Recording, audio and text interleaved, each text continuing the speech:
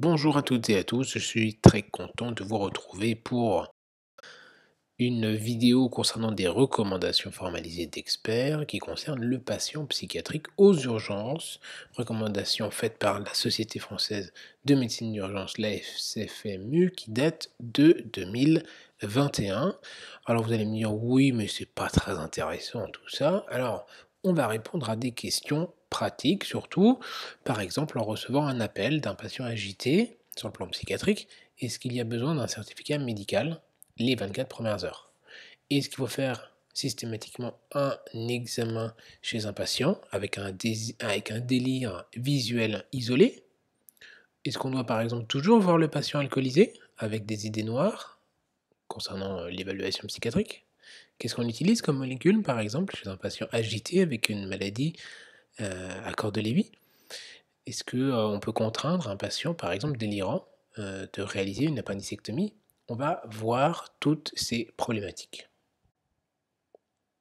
Alors, en quoi la pathologie psychiatrique globale aux urgences, c'est un domaine important?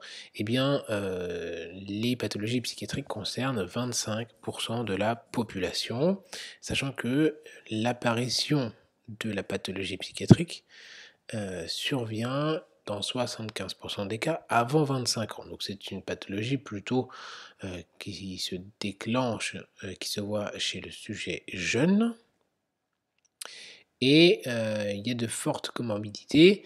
Par ailleurs, il faut évoquer certains différentiels et la chose importante aux urgences, c'est que souvent, eh bien, c'est un lieu de porte d'entrée de la maladie, du diagnostic de la maladie et donc, il faut pouvoir, apporter l'aide pour le patient et pour lui faire bénéficier du bon diagnostic.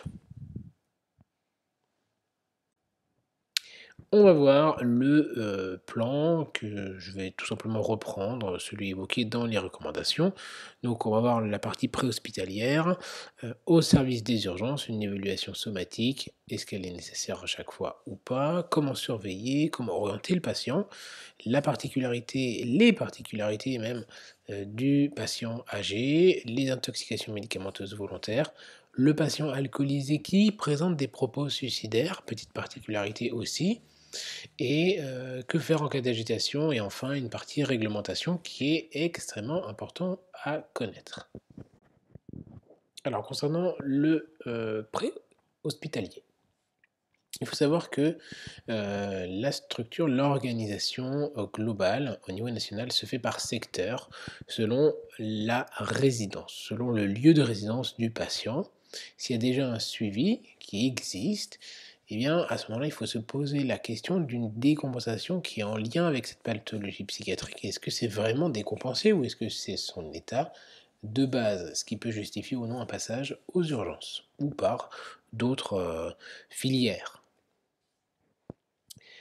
Dans le cadre du pré-hospitalier, le patient peut être en état d'agitation importante, c'est-à-dire une excitation psychique avec une perturbation du comportement moteur et relationnel.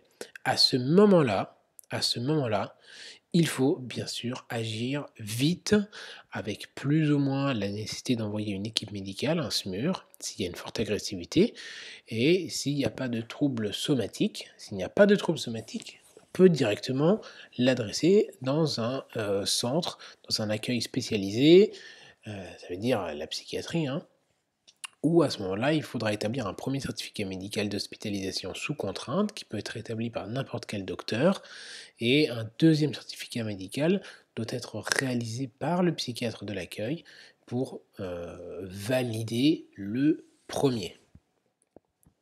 À savoir donc, parce que ça implique quelques procédures, ça modifie la pratique, ça veut dire que tout patient qui présente un tableau psychiatrique peut être transporté sans certificat préalable sur demande du médecin régulateur et le certificat initial doit être réalisé alors dans les 24 heures. Si le patient est alcoolisé, le mieux pour le patient, c'est qu'il soit transporté vers un lieu qui possède une équipe de liaison et de soins en addictologie. Voilà ce que précisent les recommandations.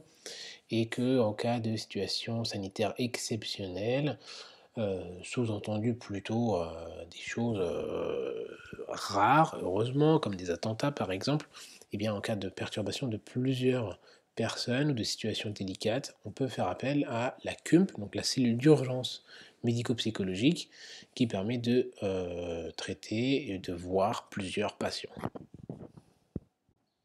Dernier point dans la partie préhospitalier, concernant les molécules à utiliser, si on doit utiliser une molécule, le mieux c'est d'utiliser une monothérapie et une seule molécule en évitant les mélanges, en privilégiant la voie Péros, même si parfois on est obligé d'utiliser la voie intramusculaire, voire intranasale, puisqu'il y a plein de possibilités d'ailleurs. Et petite précision, hein, la kétamine par exemple fait mieux que l'aldol, l'halopéridol, mais par contre, il y a 2 fois plus de risques d'intubation orotrachéale, donc il faut savoir manier ces molécules qui peuvent parfois être un peu à risque effectivement, donc entre 1 et 2 milligrammes par kilo en intraveineux, suivant le gabarit et voilà 3 entre 2 et 4 milligrammes par kilo en intramusculaire, suivant le gabarit à nouveau. Les recommandations précisent, la mise en place de circuits dans le service des urgences. Alors, au début, il y a bien sûr un triage qui est effectué selon le degré d'agitation, la nécessité de surveiller le patient et s'il doit être accompagné. Ensuite, les recommandations précisent comment doit être au mieux adapté le box pour accueillir le patient, puisqu'il peut y avoir un risque de fugue, d'auto ou d'hétéro-agressivité, donc il peut se faire du mal, ou il peut blesser quelqu'un. Et donc, il faut, eh bien, dans ces cas-là, s'il n'y a pas de box dédié, il faut essayer de faire un box plus ou moins polyvalent. Il faut retirer le matériel contondant, donc c'est-à-dire on retire les aiguilles, les cathéters, tout ça, parce qu'il peut blesser quelqu'un. Les toxiques, le soluté hydroalcoolique, hein, le SHA, parce qu'ils peuvent le consommer. Il faut avoir une entrée unique, les fenêtres fermées et pouvoir accueillir plusieurs personnes pour permettre une contention, donc jusque 6 personnes, pour être efficace et posséder une alarme à l'intérieur du box et faire un déshabillage qui est expliqué s'il y a un risque d'auto-agressivité et même parfois d'hétéro-agressivité. Toujours prioriser le somatique sur le psychiatrique. Un patient peut faire une bouffée délirante aiguë sur un infarctus du myocarde. Donc oui, il y a de quoi être stressé, anxieux et faire sa bouffée délirante aiguë lorsque on fait un arrêt cardiaque ou en tout cas quand on est sur le point de faire un arrêt cardiaque. Il faut favoriser, alors ça paraît évident, mais favoriser le personnel formé lors de la prise en charge du patient, c'est-à-dire des infirmiers qui ont été formés pour les pathologies psychiatriques, les psychologues, etc. Et il précise qu'on peut mettre en place des téléconsultations à ce moment-là pour avoir une meilleure expertise. Ça permet aussi de sécuriser les prises en charge tout en évitant parfois des transferts inutiles. Alors il vaut mieux que ce soit protocolisé. Ensuite, le psychiatre, qu'est-ce qu'il doit faire? Qu'est-ce qu'il ne doit pas faire? Alors surtout, qu'est-ce qu'il doit faire? Eh bien, il doit prescrire lui-même le traitement psychotrope pour le retour à domicile ou l'hospitalisation. Ce n'est pas l'urgentiste ou un autre médecin qui doit effectuer, la prescription ou les modifications de prescription. Et le psychiatre doit voir le patient si on estime qu'il existe un risque suicidaire. Alors le risque suicidaire, je vous le rappelle, c'est un aboutissement pathologique sous-jacent qu'il faut détecter. C'est vraiment un aboutissement, hein, c'est pas une pathologie en elle-même, c'est l'aboutissement d'un processus, un long processus, et on peut le détecter grâce à des échelles. Donc il décrit par exemple le Manchester Self-Harm Rule, oh là là, mon anglais est incroyable, hein, qui se base sur 4 points, hein, donc c'est l'antécédent d'autolyse, est-ce qu'il y en a déjà eu, l'antécédent de prise de traitement à visée psychiatrique, l'utilisation de benzo dans la tentative d'autolyse actuelle et un traitement par psychotrope en cours. Voilà pour ce qui est du service des urgences. On va voir l'évaluation somatique. Pourquoi c'est important d'en parler? Puisque bien souvent, eh ben, la pathologie psychiatrique, en tout cas l'entrée dans une pathologie psychiatrique, peut en fait prendre, l'image, heu, d'une, pathologie organique et pour être exact d'ailleurs, c'est plutôt l'inverse. C'est-à-dire qu'une pathologie organique sous-jacente peut ressembler à une pathologie psychiatrique. Donc l'objectif, ça va être d'éliminer l'organicité, quelque chose de somatique. Donc il faut faire un examen clinique pour rechercher en tout cas des toxidromes. Donc je vous laisse voir les vidéos qui sont disponibles sur la chaîne pour essayer de bien retenir tous les toxidromes, rechercher un syndrome démentiel, parler à la famille si besoin pour savoir comment était le patient, etc. Et les deux grandes questions sont quand faire cette évaluation somatique et que réaliser, que faire à ce moment-là comme bilan. Alors quand le faire, il y a certains pièges. Pourquoi? Eh bien, réaliser à ce moment-là une évaluation somatique obligatoire lors d'une première bouffée délirante aiguë. Je vous ai donné l'exemple, il y a une minute et là quand, on fait un infarctus, ça peut être stressant. Donc effectivement, une psychose, un tableau psychotique ou une bouffée délirante aiguë, premier épisode, oui, on fait un examen somatique. Surtout chez les patients âgés, puisque normalement la pathologie se développe plutôt chez le sujet jeune, donc c'est atypique que ça survienne plus tard. Si c'est un premier épisode dysthymique, sauf en cas de dépression évidente, dans un contexte aussi évident. Si la personne a perdu l'intégralité de sa famille dans un tragique accident, son travail et n'a plus de sous, bon j'exagère, hein, mais c'est pas la peine de c'est pas la peine de faire un bilan biologique. Ça paraît un peu évident. S'il y a une atypie chez un patient connu de psychiatrie et dont le tableau n'est pas celui d'habitude. Et enfin, le dernier piège, donc là où il faut réaliser l'évaluation somatique complète, c'est en cas de syndrome confuso-onirique avec aussi des hallucinations visuelles isolées, que visuelles isolées, et troubles cognitifs. À ce moment-là, oui, il faut quand même faire une évaluation somatique complète. Et que faire? Qu'est-ce qu'il faut réaliser? Eh bien, il n'y a rien de systématique. Les toxiques urinaires, bah oui, alors rechercher les toxiques urinaires, ça peut aider, mais ce n'est pas obligatoire. Il n'y a rien d'obligatoire, il faut réfléchir selon la présentation. Comment surveiller et comment orienter au plus juste le patient? Voyons ce que disent les recommandations. Eh bien, l'idéal serait d'organiser des filières pour orienter directement le patient après avoir réalisé le bilan somatique. Donc, il n'y a pas de problème sur le somatique, il va directement en psychiatrie. Et si le patient va directement en psychiatrie, bah, à ce moment-là, il faut qu'il y ait idéalement un somaticien qui puisse évaluer le patient par la suite.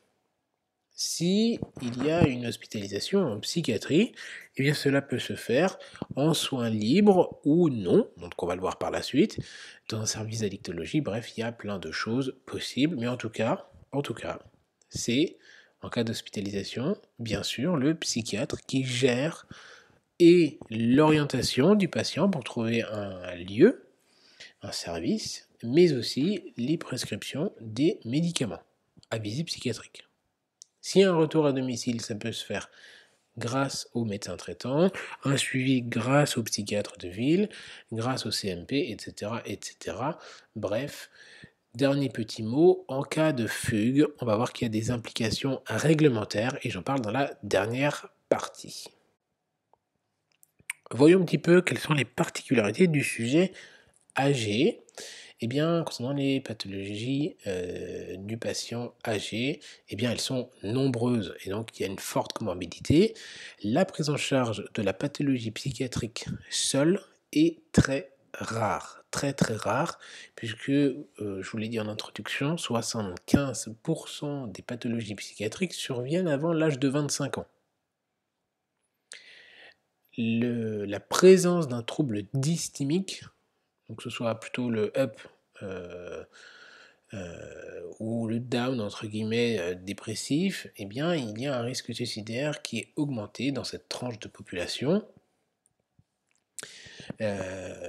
Par ailleurs, ça augmente en plus les comorbidités, le risque de mortalité. Imaginez un patient dépressif, hein, qui ne déclare pas ses douleurs, par exemple, ou un agité qui ne déclare pas les douleurs réelles, par exemple, hein.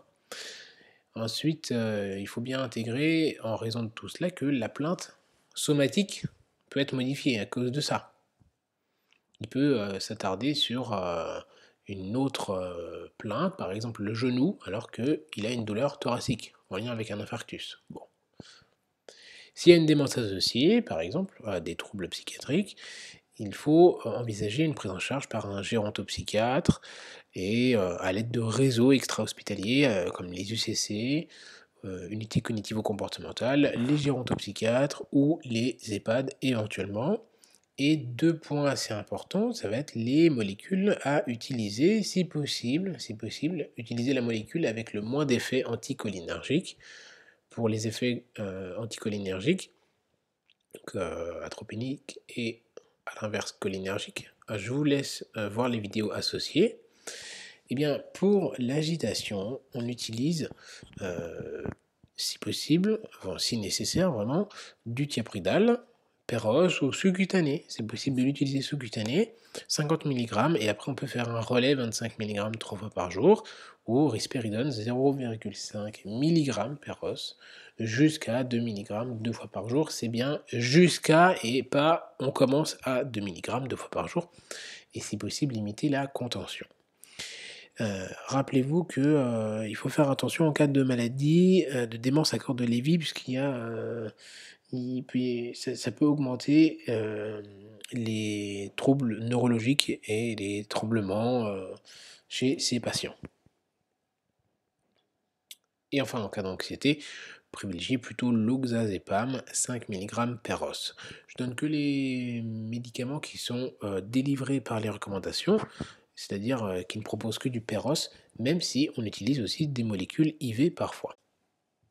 En cas d'intoxication médicamenteuse volontaire, qu'est-ce que précisent les recommandations? Eh bien que c'est la méthode d'autolyse la plus utilisée, 50 à 90% des cas, que c'est associé à une gravité, en tout cas que le trouble psychiatrique est associé à la gravité et aux complications de l'IMV, bien souvent en tout cas, et qu'il n'existe pas de délai minimal pour réaliser l'évaluation psychiatrique, mais bien sûr, un patient qui vient de prendre présentement les molécules amnésiantes, donc des benzos, par dizaines, il va pouvoir être évaluable par la suite puisqu'il y a un risque d'amnésie possible. Il faut bien y penser. Je vous laisse aller voir les différentes vidéos sur les intoxications sur la chaîne. Pour le patient alcoolisé, ce qu'il faut bien différencier, c'est surtout l'usage, les troubles liés à l'usage versus la consommation occasionnelle. Et il faut effectivement réaliser une évaluation par un psychiatre s'il y a la persistance d'idées noires après l'ivresse. C'est pas parce qu'une personne a été ivre une fois qu'il faut faire voir ce patient par le psychiatre. C'est pas obligé.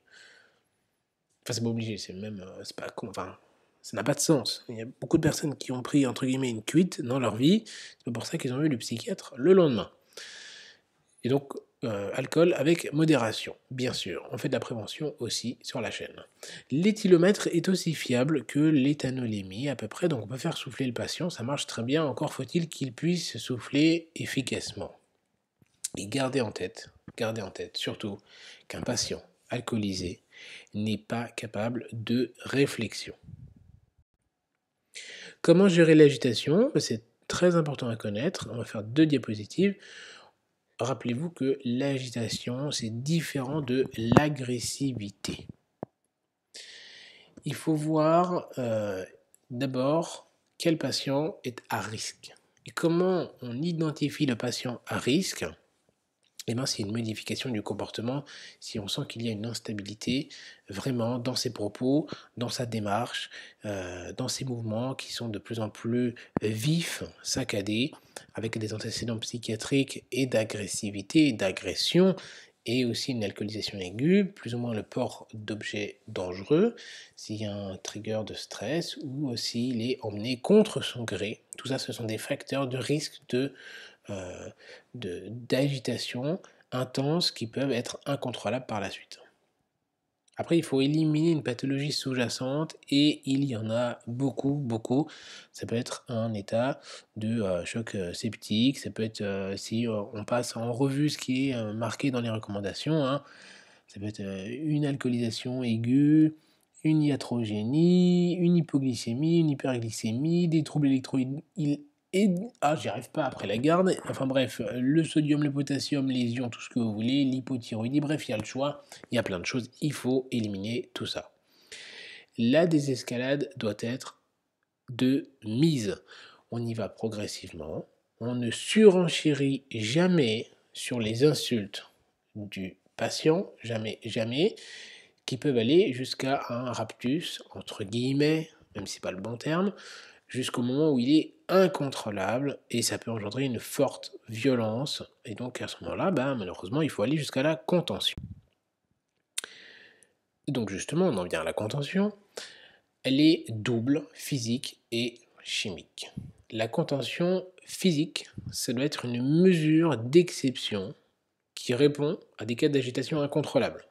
Et c'est une prescription médicale qui doit être faite dans l'heure. Donc c'est une prescription médicale, oui, et à réaliser dans l'heure. Donc on fait la prescription orale, éventuellement à l'équipe, et après on va réaliser la prescription écrite. La contention physique, au niveau de la réalisation, elle doit être rapide, après une explication, et refus du traitement péros par le patient. On explique la situation, monsieur vous êtes agité, par mesure de précaution, nous sommes obligés de vous contentionner si vous continuez à persévérer dans l'agitation. Bref, vous expliquez ça clairement comme vous voulez. On peut vous donner un médicament pour calmer tout ça. Non, je ne veux pas. On y va à plusieurs et c'est parti. Il faut être efficace. Je vais un tout petit peu détailler la façon de procéder. Bien sûr, le surveiller parce qu'il y a des risques de décès, hein, malheureusement, surtout chez le patient âgé. Et donc, comment on fait? Eh bien, il faut être au minimum 5, voire plus, hein, suivant le gabarit du patient. Il y en a un qui tient la tête, un qui continue à lui parler en permanence, hein, bien sûr. Et puis voilà, on y va avec les liens au niveau du brancard.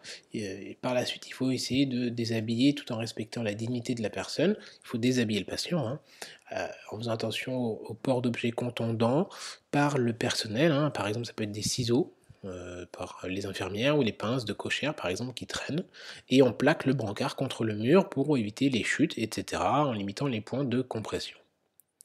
Pour la contention chimique, c'est souvent bien plus connu, il faut juste réfléchir sur la pathologie qu'il y a derrière. Si c'est une agitation générale, on va dire, un patient alcoolisé ou anxieux, on peut utiliser du Valium, assez connu, hein, donc diazépam, 10 mg per os, ou sinon on peut passer sur de l'IV, même si c'est pas écrit dans les recommandations. En cas de démence, thiapridal, comme écrit précédemment, risperidone aussi, 0,5 mg. En cas de délire ou de violence, le l'oxapine, l'oxapac, le fameux en IM. Alors, si possible, faire le CG avant, ça c'est décrit à chaque fois, mais bon, le QT long, ça va être compliqué à le dépister quand il est extrêmement agité, hein. Et dernière précision, dans les recommandations, une autre benzo, en cas d'attaque de panique, l'alprazolam ou Xanax, 0,25 mg per os, sachant que, bien sûr, les équipes en pratique peuvent utiliser d'autres molécules tout aussi efficaces, voire plus efficaces et plus rapides, et tout aussi euh, bien tolérées, pour tout le monde d'ailleurs, comme le midazolam par exemple intranasal. On a fait entre guillemets le plus long. Maintenant, la partie réglementaire, c'est important. Donc, un des enjeux, bien sûr, de ces recommandations, c'est de comprendre comment respecter, enfin concilier en tout cas le respect de la liberté individuelle et comment apporter les soins adaptés à l'état du patient, ce qui inclut éventuellement, donc, comme on vient de le dire, et de le voir, la contention et la contrainte et la nécessité de préserver la sécurité des soignants et des autres patients. Donc le patient peut refuser les soins.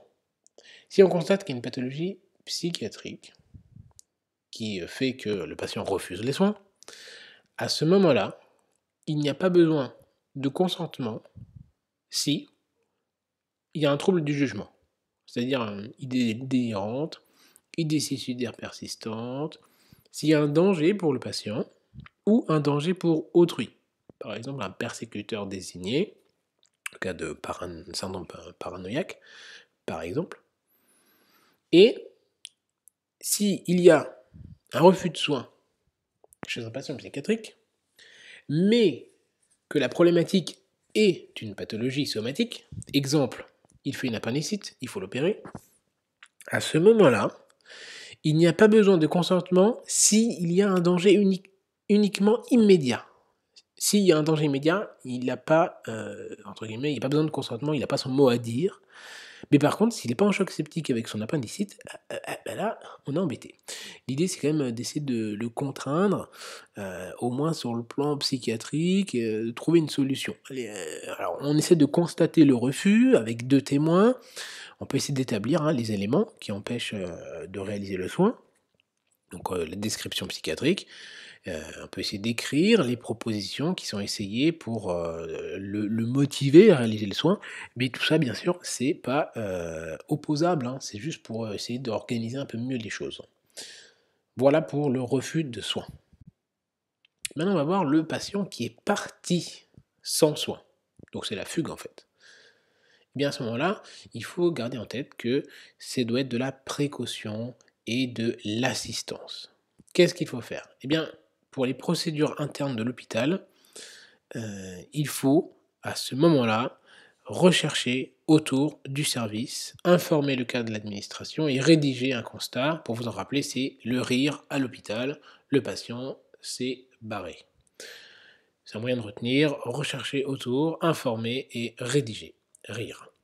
Pour la procédure externe, eh bien, il faut regarder 2 choses, en fait, ça va être si le patient est mineur ou si c'est une personne protégée, tutelle, curatelle par exemple, et qui a fugué. À ce moment-là, il faut prévenir la police, la famille, le tuteur, curateur, etc.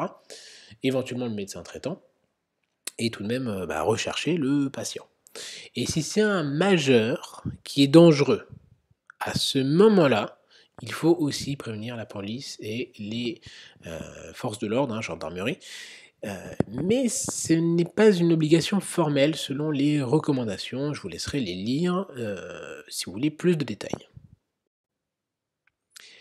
Et enfin, dernier point, nous arrivons bientôt à la fin de la vidéo. Donc la dernière partie, ça va concerner surtout les procédures de soins en psychiatrie avec les demandes de tiers, etc. C'est-à-dire sans consentement. Et bien, les soins sans consentement sont régis par la loi afin de garantir les droits de l'individu, mais en même temps d'assurer sa protection pour lui apporter les soins spécifiques en psychiatrie. Et bien sûr, il faut qu'il y ait respect des droits fondamentaux du patient. Et bien, tous ces soins sans consentement sont placés sous le contrôle permanent du juge des libertés de la détention. Donc on va voir les 3 soins sans consentement qui existent. Eh bien, le premier, c'est le soin sur la décision du directeur de l'établissement de santé. À ce moment-là, il existe 2 catégories particulières. Donc c'est soit sur la demande d'un tiers, de manière normale, ou sur la demande du tiers en urgence. Pour la demande de tiers normale, en fait, il faut 2 certificats, parce que, entre guillemets, on a le temps, c'est pas l'urgence, donc un médecin extérieur et puis un médecin de l'accueil de psychiatrie. C'était un peu ce que j'expliquais au tout début de la vidéo.